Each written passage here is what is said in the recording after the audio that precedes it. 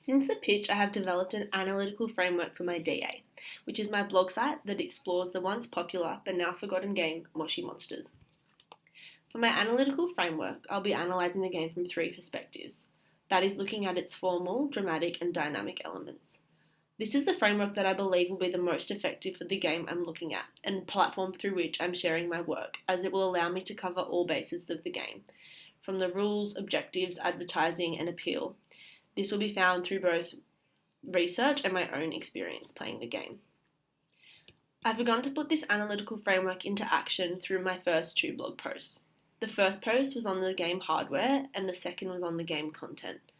The subject and purpose of these posts have been in alignment with the framework I set for myself to follow, and this has so far been extremely productive and useful experiences, as what started as looking at just the game content and hardware led me to having deeper realizations that I was then able to research and comment on.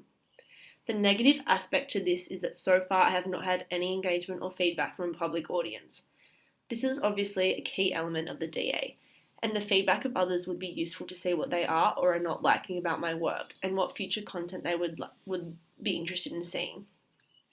In an attempt to change this, I have now shared my blog site on Twitter and will continue to do so each time I post new content. Feedback on my pitch stated that on a positive note I had mentioned an analytical framework. Since then I have developed that framework and have hopefully made that clear in this video. Comments on the negative aspects of my pitch were in relation to the layout of my blog site, and that all my Bcm215 blogs are not on separate pages. This I am currently working to improve and will hopefully be done by the time I post my beta. Moving forward, I have two goals, which are to post 2 to 3 more blog posts before the final submission and to gain and engage an audience. Doing this and receiving feedback would be beneficial as it could potentially help guide the direction of my final few posts.